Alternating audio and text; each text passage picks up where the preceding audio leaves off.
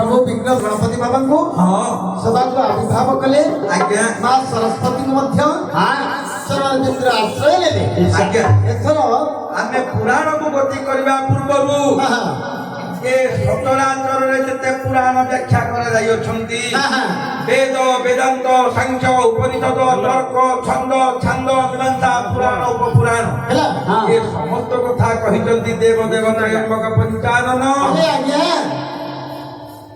हमर गुरुदेव होतंती सारथी मुंडा प्रहलाद नायक देवराज बेहेरा ऊपर अधिकारी बनाम तांकर उपयोगु किछि खंड गाँ बोली किछि साही खंडी बोली मध्य ज्ञान परिवेषण हरि नाम राम नाम मध्य प्रचार करिपर तांकर कृपा न हेबो केबे ही पारि गुरुंकर कृपा जदी हबो हम निश्चय किछि खंड गाँ बोली साही गली खंडी बोली हमें जाहेल मध्य चर्चा करिबा एले तांकर चरण बेदर आश्रय नेबी एथर आमे प्रभु जगन्नाथ को पते डाकी हमर ग्रंथर उपथु गमन आज्ञा बंदई जगन्नाथ कमला देवी पति खेत पतल जन त्रिपंड कलापति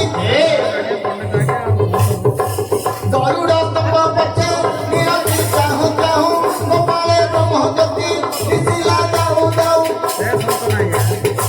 पाद जाए लंबित कमल जन मान शिरारे जय सत देवती भक्त तुण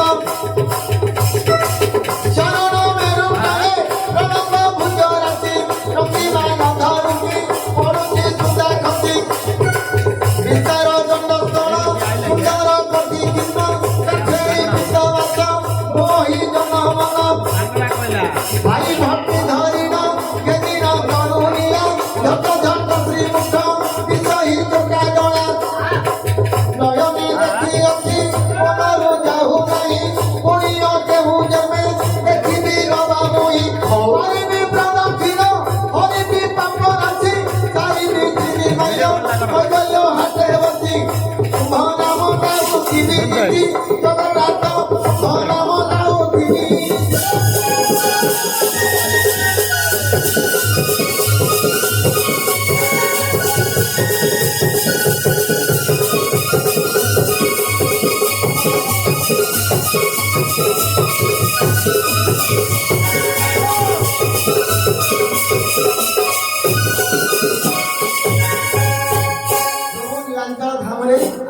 विराजमान होती प्रभु जगतर नाथ जगन्नाथ अनंत कोटि ब्रह्मांड नायक महाप्रभु जगन्नाथ को आमे पदे वंदना करी तपरे हमर कार्यक्रम को आज्ञा आमे लक्ष्य करिबा सेले पुराण कोन कहिबा सभार निष्पत्ति हमर दोसरा गाम मते भारी भय लागु आज्ञा काहे कि सभार निष्पत्ति हेची मां कालबांगर यात्रा जदी आसे हां घर घरे कलाकार साई साई कलाकार आज्ञा तांकर आगे कोन कोलाप नाही आमे ताकवाले चाहिबनी हां भगवान बसंती आमर कर्तव्य ठाकुरंकर सेवारे मनोबृत्ति देई ठाकुरंक भय पुदार बिंदरे समर्पण करिबा आमर मन भितरे थिला समस्त भक्ति सभार निष्पत्ति आज प्रथम दिन होउते महाप्रभु कृष्ण जन्म राधा कृष्ण जन्म आदि के आमे लगे देबा आज्ञा हैला हेले जो राधा को डाकिले नीचे कृष्ण भगवान हम करी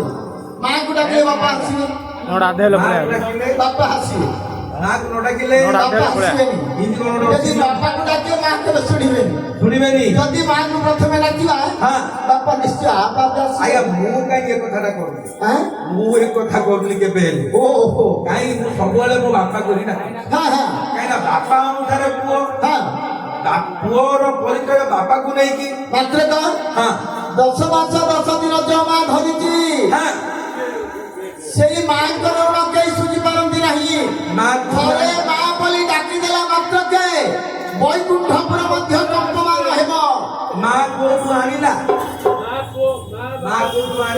मां बापा थिले मात्र को आनिला अरे 10 मास 10 दिन धरिची अरे 10 मास 10 दिन धरिची ठीक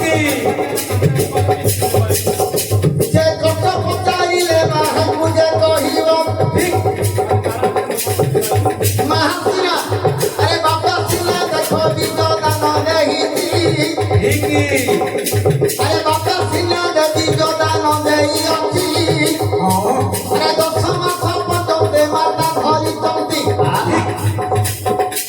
ଆରେ ମରିବା ପର୍ଯ୍ୟନ୍ତ ସେ କଷ୍ଟ ମନ ପଡୁଥିବ ଯହବିନି ଶୁଳ ଗତି କମା ଦେଖାଇଥିବ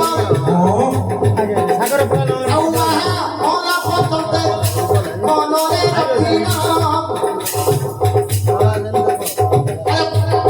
ପୁଅ ପୁଅ ବୋଲି ମାତ ଦିଏ ଡାକିନ ଦୁହି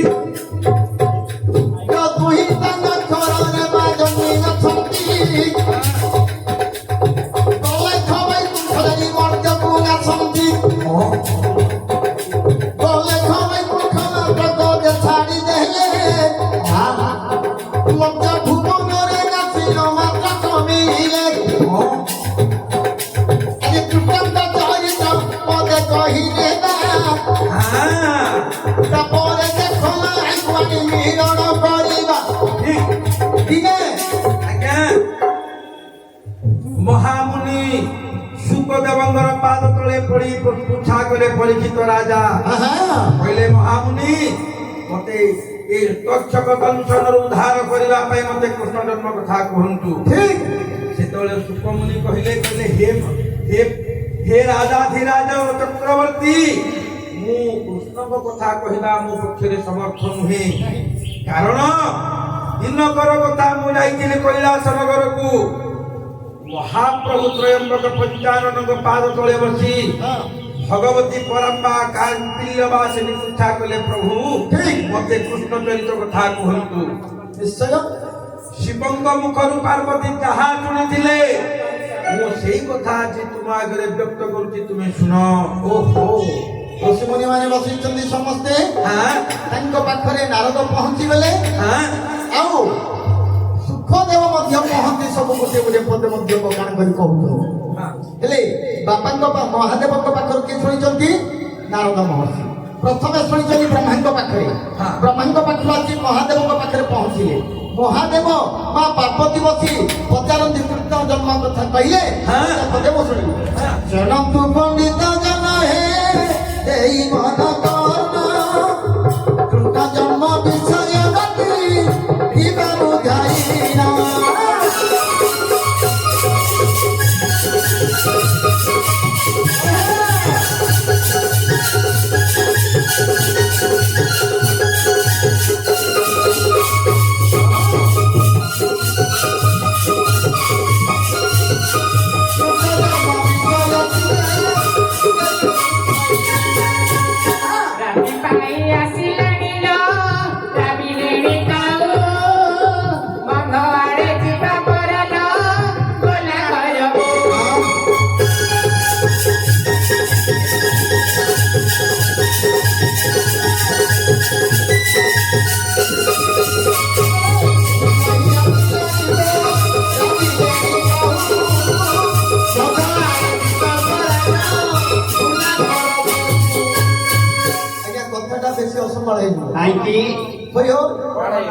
ब्राह्मण और बहु नहीं की कुतार और बहु नहीं की बाड़े और बहु नहीं गोलाडा गोलाडा किछ गोलार बहुडा गोलार बहु का धरि जीवो तमे भूल कहलो कोन हला कोन काई जानछ ना आउ कोन डाकी डाकी ସେଟା ମୁଁ ଡାକିଛି ଆଜ୍ଞା ଡାକନ୍ତି हां जेडा के डाकी आप कहबे ना ହଉ ହେଲା ଆଜ୍ଞା आउ हेले गुलाब रो बहु बोली कहि आप के न बोल ना ना गुलाब रो बोली कहि दो हां हेले आउ की आउ बाड़े और बहु नहीं ना की आउ कुतार और बहु नहीं की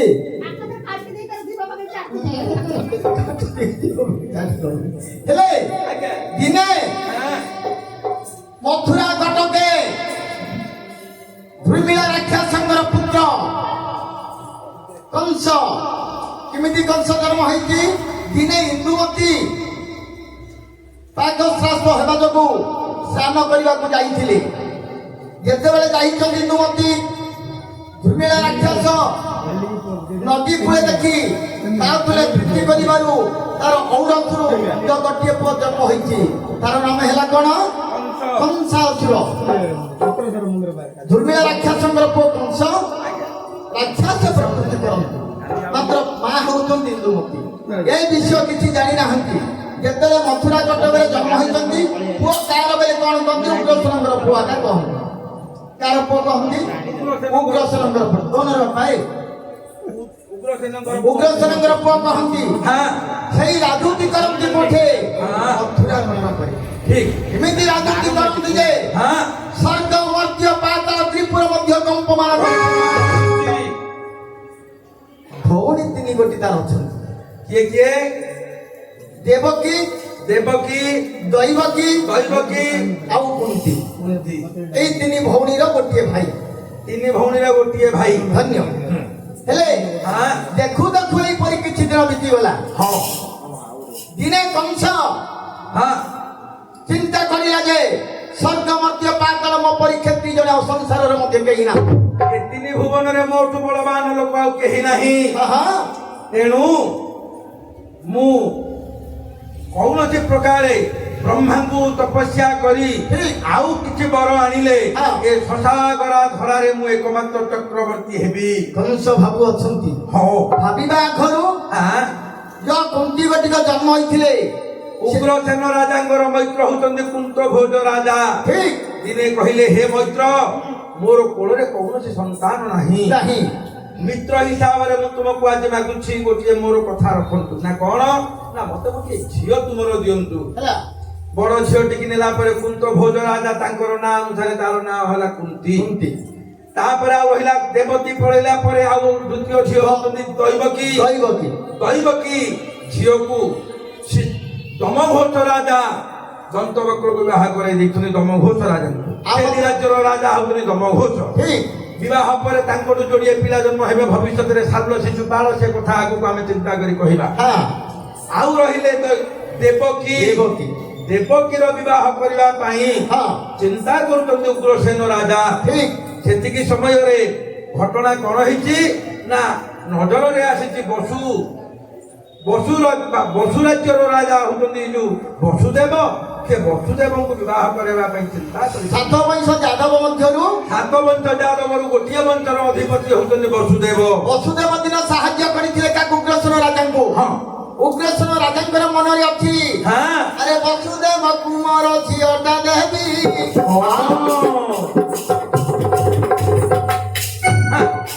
ଆରେ ବସୁଦେବ କୁଜେ ମୋର ଝିଅଟା ଦେବି। ଆରେ ତ୍ରିପୁର ମଧ୍ୟରେ ନାମଟା ରଖିଦେବି। ଏତିକି ବିଚାର ଉଗ୍ରସେନ କରିଅ। ଆରେ ନେଇ ପରିକା କିଛି ଦିନ ଗଲା ବିତିନ। ଆରେ ମଥୁରା କଟକରେ କଂସ ନାହାନ୍ତି। ଯୋଗ ସାଧିବା ପାଇଁ ଯେ ଶାଶୁର ଯାଇଛି। ଯେତେବେଳେ କଂସ ମାତ୍ର ଯାଇଛନ୍ତି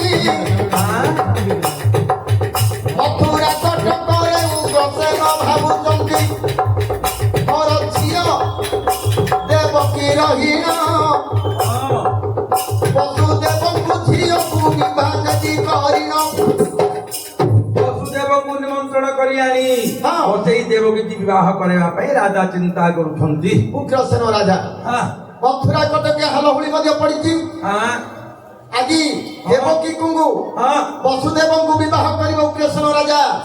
ଗନ୍ଧର୍ବ ମଧ୍ୟରେ ବେଦୀ ପକାଇ ସାମୁଣ୍ଡ୍ୟ ପକାଇ ଭାରି ଆନନ୍ଦିତ ମନ ମଥୁରା କଟକ ମଧ୍ୟରେ। ଉଗ୍ରସେନଙ୍କ କଥା ଅନୁସାରେ ରାଜ୍ୟର ପ୍ରତ୍ୟେକ ପୁରପଲ୍ଲୀରେ ପୂର୍ଣ୍ଣ କୁମ୍ଭ ଥୁଆ ହେଇ ଚ୍ୟୁତ ପୁଚ୍ଛ ପୋତା ହେଲା। ସାମୁଣ୍ଡିଆ ପଡିଲା ଭୋଜି ଭାତ ସମସ୍ତ କଥା ଆୟୋଜନ ହେଲା। ଏଇ ସମୟରେ ସେ ଧରି ବସିଛନ୍ତି ବିବାହ କରିବା ପାଇଁ। ଯେତେବେଳେ ପୁରୋହିତକୁ ଡାକିଛନ୍ତି ଡାକି ସେ ବିବାହ କାର୍ଯ୍ୟକ୍ରମ ଆନନ୍ଦରେ ଚାଲିଲା। ମଥୁରା କଟକରେ ଚାଲିଛି ଆନନ୍ଦରେ ଧନ୍ୟ। ତାପରେ ବିବାହ ସରିଲା ପରେ ରାଜ୍ୟରେ ପରିଭ୍ରମଣ କରାଇବା ପାଇଁ ବସୁଦେବ ଦେବକୀଙ୍କୁ ଧରି ରଥରେ ବୁଲୁଛନ୍ତି। ବସୁଦେବ କିଏ ଦେବକୀ କିଏ ଜଣା ପଡିବାର ଅଛି ନା ଏମିତିକା କଥା। ନ ଜଣା ପଡେ କେମିତି ହବ? ବସୁଦେବ କିଏ ଆଜ୍ଞା ଆଉ ଦେବକୀ କିଏ? ମହାରାଜ ଆପଣଙ୍କ କଥା ଅନୁସାରେ ବ୍ରାହ୍ମଣଙ୍କୁ ଡାକିବି କି ବିବାହ କରିବା ପାଇଁ? ପଇସା ଥିବ ବ୍ରାହ୍ମଣଙ୍କ ଡାକିବ। ପଇସା ଥିବ ବ୍ରାହ୍ମଣ ହେଲା।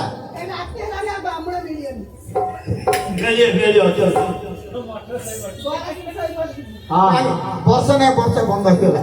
ଆମର ମଥୁରା କଟକ ବାସୀ ଆଜ୍ଞା ଦେବକୀ କି ସଜ କରିଦେଇଛି ବସୁଦେବଙ୍କୁ ଡାକିକି ଆଣି ପହଞ୍ଚେଇଲି ହଁ। ବିବାହ କରିଦେବି ଆଉ ଆଗେ ହଇଓ ହଁ ଆଜ୍ଞା ତାଲିକା ଦେବି ଲେଖିକି ନାଇଁ ଦେବି ଆଗେ ଝିଅ ପିଲାର କାର୍ଯ୍ୟକ୍ରମ ହୁଏ ନା ପୁଅ ପିଲାର କାର୍ଯ୍ୟକ୍ରମ ହୁଏ ଆଜ୍ଞା ନିଜେ ତମେ ତମ ଆଡୁ କର ଆମେ ଆମ ଆଡେ କରୁ ହେଲେ ହଁ ବସୁଦେବଙ୍କୁ ଆଗେ ବେଦି ଉପରେ ବସେଇବା ଏମିତିକା କଥା ହଁ ଆଗେ କିଛି ଜାଣି ଆମର ପୁରୀ ତ କିଛି ଜାଣିନା କହିବ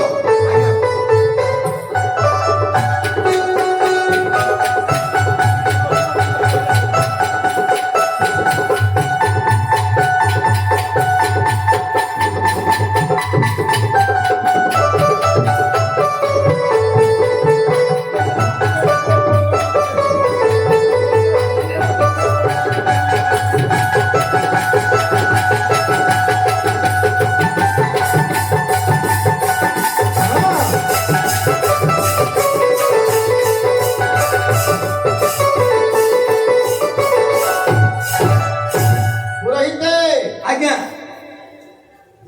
ଦେଖିଛ ନା ଆମର ମଥୁରା କଟକ ଆପଣଙ୍କର ମଥୁରା କଟକ ଦେଖିକିରି ଆସିଲେ ଆଜ୍ଞା କେଡ଼େ ଆନନ୍ଦମୟ ହଁ ହଁ ହଁ ହଁ କେମିତି ଛାମୁଣ୍ଡିଆ ପଡିଛି ଦେଖିଲ ନା ଗାଈ ଗୋଠ ପଡିଛି ଗାଈ ଗୋଠ ଆଲ୍ଲା ବ୍ରାହ୍ମଣ କିଏ ଡାକିଛି ଆଲ୍ଲା ବ୍ରାହ୍ମଣ କିଏ ଡାକିଛି ଖାଲି ଇଆଡେ ଡାକୁଥିଲା ଗୋଟେ କହିଲେ ଗୋଟିଏ ଶୁଣୁଛନ୍ତି ହଁ ଆଜି ଆମର ଝିଅର ହଁ ହଁ ଆଉ ବସୁଦେବକୁ ଆମ ଝିଅକୁ ଦହୁଛୁ ସେ ବସୁଦେବଙ୍କର ଝିଅ ଝିଅ ଝିଅ କଥା କହୁଛନ୍ତି ଝିଅ କଥା କହୁଛ ବ୍ରାହ୍ମଣକୁ କିଏ ଡାକିଛନ୍ତି ଘିଅ କେତେ ବଳ ଖାଇଥିଲି ବୁଝାଉଛି ଆହା, ନା ବାବୁ ଘିଅ କେତେ ବଳ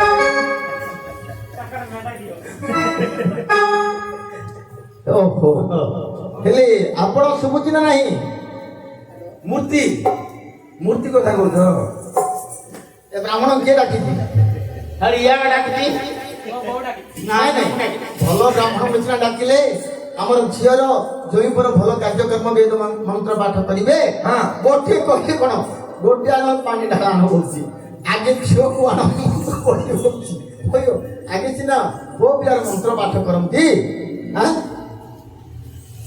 ଆମର ମଥୁରା କଟକରେ ହଁ ଆମର ଝିଅ ବୋଲି ଗୋଟିଏ ଅଛି କିଏ ଦେବକୀ ହଁ, ହଁ। ଆଉ ବସୁଦେବଙ୍କୁ ବିବାହ କରିବା ପାଇଁ ବିବାହ ଯୁଗାଡ଼ ବିବାହ ସାମଗ୍ରୀ ସବୁ ଯାକ ଅଣା ହେଇଛି ଏ ଚୌକି ଉପରେ ବସିବି କି ଏ ଚୌକି ଉପରେ ବସିବି ଏ ବୁଢ଼ୀ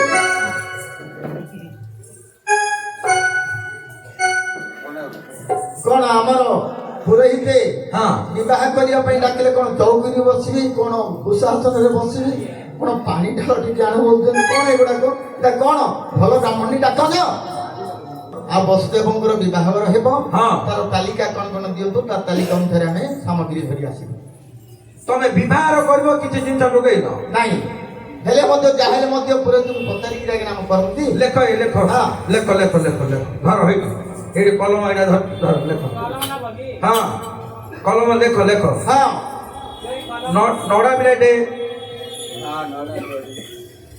ଚାରି ଖଣ୍ଡ ବାଉଁଶ ଗୋଟେ ଆଟିକାଟେ ଗୋଟେ କଳସୀ ଗୋଟେ ଗଦାଟା କୋଉଠି ଅଛି ଜାଣିଛୁ ତ ନିଆଁ ନିଆଁ ନିଆଁ ଅଟାଟେ ହେଲା ଖଇ ଖଇ କଉଡ଼ି ଝିଅ କିରୋସିନି ଝିଅ 2 କେଜି ନାଇଁ କିରୋସିନି 2 ଲିଟର ଗୋଟେ ଗେଞ୍ଜଣା ବାଡ଼ି ଗୋଟେ ସବୁ ଲେଖ ହେ ମନ୍ତ୍ରୀରା ହଁ ବ୍ରାହ୍ମଣ ତାଲିକା ଦେଲେ କଣ କଣ ଦେଇଛନ୍ତି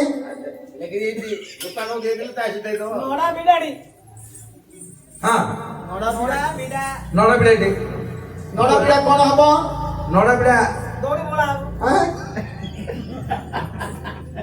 ନଡ଼ା ବିଡ଼ା ଜାଣିଲ କଣ ହବ ବିବାହକୁ କଟକମା ହେଇକି ବସିବେ ପୁଅ ବୋହୂ ନଡ଼ା ବିଡ଼ା ହଁ ମୁଁ ଭାବିଲି ଦୌଡ଼ି ବଳା ନାଇଁ ବା ଦବି କାଇଁ ଗୋଳା ହବ ଆଉ କଣ ଲେଖିଛନ୍ତି ବାଉଁଶ 4 ଖଣ୍ଡ କୁକେଇ ହବ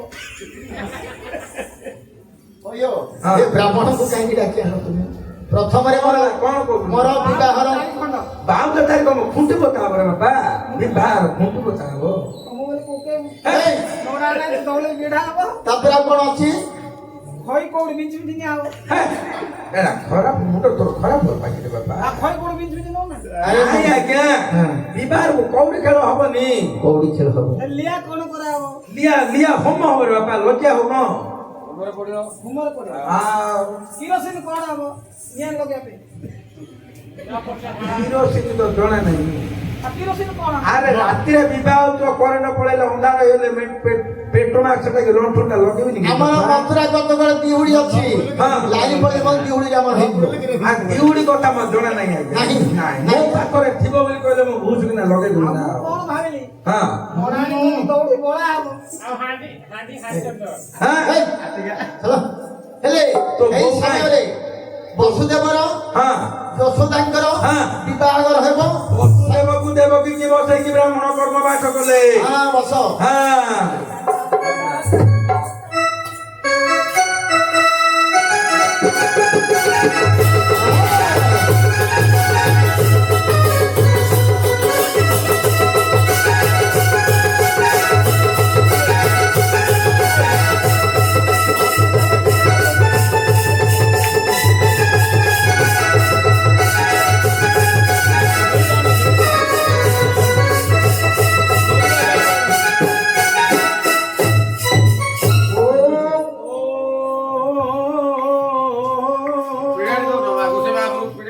ନାଇଁ ପୀଡ଼ା କଣ ଖାଉ ଏ ବାପା ଓಂ ଯଥେନ୍ଦ୍ରସ୍ୟ ଇନ୍ଦ୍ରାଣୀ ପୀଡ଼ା ଦଉଛି ପୀଡ଼ା ଏଇ ଆମର ଆଜ୍ଞା। ଏତେ ପୀଡ଼ା ଅଛି ଗୋଟେ ନା ପୀଡ଼ା ପୀଡ଼ା ଦରକାର ନାହିଁ ଆଜ୍ଞା କାଇଁ ବସନ୍ତୁ ମୁଁ ଏମିତି କାମ ଚଳେଇଦେବି ହେ ନାଇଁ ନାଇଁ କି କାମ ଥିଲା ଦରକାର ଓಂ ଯଥେନ୍ଦ୍ରସ୍ୟ ଇନ୍ଦ୍ରାଣୀ ଯଥା ରାମଦେବସ୍ୟ ସୀତା ଯଥା ନଳସ୍ୟ ଦମୟନ୍ତୀ ଯଥା ସୌଦେଶସ୍ୟ ମଦୟନ୍ତୀ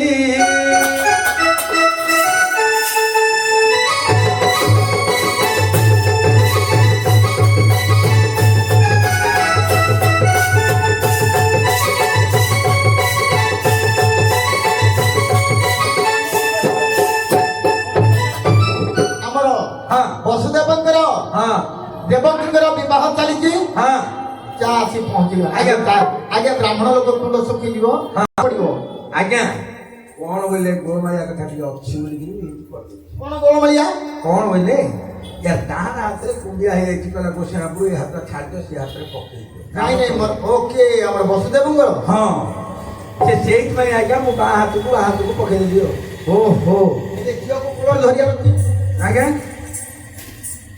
ଝିଅକୁ କୂଳ ଧରିବାର ଅଛି ହଁ ଧରନ୍ତୁ ସେଠି ହଁ। ସେଥିପାଇଁ ଆଜ୍ଞା ହଁ ବାମ ହାତଟା ହଁ। ଝିଅର ହାତ ଉପରେ ପକେଇଛ ହଁ ହଁ ହଁ ଏଇଟା ତମର ନୂଆ ପାଠ ନାଇଁ ପାଠ ବୋଲେ ଆଜ୍ଞା ଅସୁବିଧା ଅଛି ନା ନାଇଁ ସଂସାରରେ ସୁବିଧା ଅସୁବିଧା ଅଛି ଅଛି ହେଲେ ତାର ଡାହାଣ ହାତରେ କୁଣ୍ଡିଆ ହେଇଗଲା ସେଠି ହଁ ବିବାହର ସାରିବେ ହଁ ପୁରୋହିତ ଗଲା ବେଳକୁ ଦବ ଭଲ ହେଇଯିବ କଣ ଦବ ଆଜ୍ଞା ହଁ ତାର ଡାହାଣ ହାତ କୁଣ୍ଡିଆଣି ହେଇଗଲା ହଁ, ହଁ। ହେଇଛି ବୋଲି କହିଲେ ଆଜ୍ଞା ମୋର ଉଷ ଲଗେଇଛି ହଁ ଆଉ ତେଣୁ ବାଁ ହାତଟା କରିଥିବ ଓಂ ବିଷ୍ଣୁ ବିଷ୍ଣୁ ବିଷ୍ଣୁ ଓମ୍ ସ୍ୱସ୍ତି ନ ଇନ୍ଦ୍ର ବୁଧଶ୍ରମା କେବେ? ସ୍ୱସ୍ତି ନ ପୂଷା ବିଶ୍ୱବେଦା ଅରିଷ୍ଟ ନେମି ସ୍ୱସ୍ତି ନ ବୃହସ୍ପତି ଅର୍ଦ୍ଧାତୁ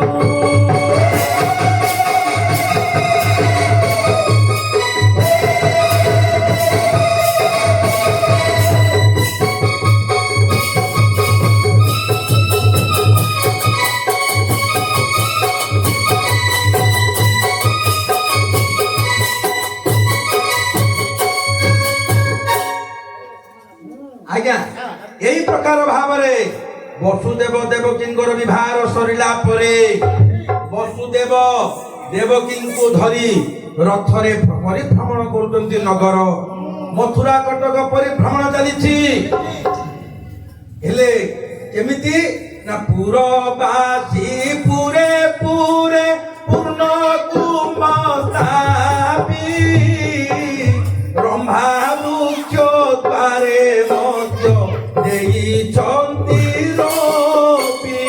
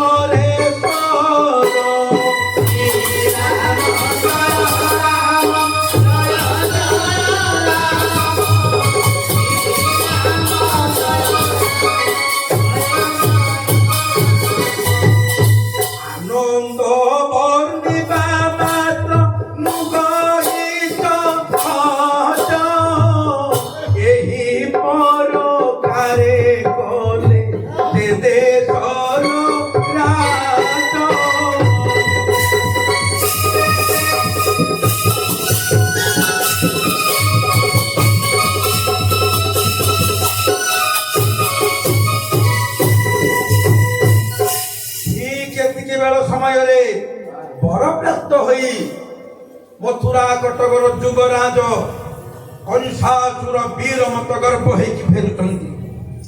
ଯେତେବେଳେ ଫେରୁଛନ୍ତି ସାରଥିକି ପଚାରିଲା ଆମ କଂସ, କହିଲା ରଥ ରଖ, ମୋ ରାଜ୍ୟରେ ବିଚିତ୍ର ଆରମ୍ଭର ବିଚିତ୍ର ପଟୁଆର ଆଜି କଣ ହେଇଛି? ଯେତେବେଳେ ମଥୁରା କଟକରେ ହଁ ବସୁଦେବଙ୍କର ହଁ ଦେବକିନ୍ଦର ବିବାହର ପଟୁଆର ଚାଲିଛି। ଚାଲିଛି। ଆରେ ଯେତେବେଳେ ପଟୁଆର ମାତ୍ର ଚାଲିଛି, ଆରେ ସୁଲକ୍ଷଣୀ ନାରୀ ମାନେ ହୁଳା ହୁଳି ଦିଅନ୍ତି। ଠିକ। ଆରେ କେତେ ପଟୁ ହରିଣ ବିମାନରେ 2 ଜଣ ଦେବ ସତୀ ରାତ୍ରିର। ଆରେ ମଥୁରା ବଡ଼ ଦାଣ୍ଡରେ ଯେ ଚାଲି ଯାଆନ୍ତି, ଅନେକ ପଟୁଆର ମାତ୍ର କଲାଗି ଅଛି। ଯିବା ସମୟରେ ଧୂମିଳ ନନ୍ଦନ ଆରେ ନିଜ ନବନକ ଛାଡ଼ି କଲା ଗମନ। ଆରେ ମଥୁରା କଟକର ଯେ କଂସଗାଛିର, ବାଜା ପଟୁଆର କୁମାତ୍ରକ ଦେଲା ଚାହିଣ। ମୋର ମଥୁରା କଟକରେ କିଏ ବାଜା ବଜାଉଛି, କେଡ଼େ ସୁନ୍ଦର ପଟୁଆର କରି ଯାଉଛନ୍ତି। ଆରେ ଯିବା ସମୟରେ କଂସ ଚାହିଁଦେଲା, ପଟୁଆର କାନ୍ଧରେ ନାସିଣ ପ୍ରବେଶ ହେଲା। ବାବା ଉଗ୍ରସେନଙ୍କୁ ଯେ କଂସ ଦେଖିଲା, ଆରେ ହସି ହସି ମାତ୍ର କଲେ କଲା ଗମନ। କଂସ ପଚାରି ଉଗ୍ରସେନଙ୍କୁ, ବାବା ହଁ ମୋର ଭଉଣୀ ବସିଛି ଦେବକୀ, ହଁ ତମ ଭଉଣୀ ବସିଛି। ଏଇ ଯୋଉ ବସିଛନ୍ତି କିଏ ସେ? ବାପା ତୁ ତ ତପସ୍ୟା କରିବାକୁ ଗଲୁ, ହଁ ସମୟ ହେଇଗଲା ପରେ ହଁ। ତୋ ଭଉଣୀ କି ମୁଁ ଉପଯୁକ୍ତ ବରପାତ୍ର ଯୋଗାଡ଼ କରି ବିବାହ କରିଦେଇଛି। କହିଲେ କଂସ, ବାବା ମୋର ଯୋଉ ଦେବକୀ ଭଉଣୀ ହଁ ଭାରି ଗେଲାଜୁଲା କରି ମୁଁ ରଖିଥିଲି। ହଁ ହଁ ହଁ ମୁଁ ରହି ତାକୁ ବିବାହ କରିବା ପାଇଁ ଚିନ୍ତା କରିଥିଲି। ହଁ ହଁ ଆଜି ମୁଁ ନଥାଉଣୁ, ହଁ ଆଜି ମୋର ଦେବକୀ ଭଉଣୀକୁ ତୁମେ ବସୁଦେବକୁ ବିବାହ କରୁଛ। ବାପା ଭଲ ପ୍ରସ୍ତାବଟିଏ ମିଳିଲା। ମୋର ପସନ୍ଦ ହେଲା ଜ୍ୱାଇଁ ପୁଅ ଏବଂ ରାଜ ଚକ୍ରବର୍ତ୍ତୀ ଯାଦବ ବଂଶର ଶ୍ରେଷ୍ଠ ପୁତ୍ର ହେଉଛନ୍ତି ବସୁଦେବ। ହଁ। ତେଣୁ ଉପଯୁକ୍ତ ବର ମିଳିବା ପରେ ମୋର ଝିଅକୁ ମୁଁ ବିବାହ କରିଦେବି। ରାଗରେ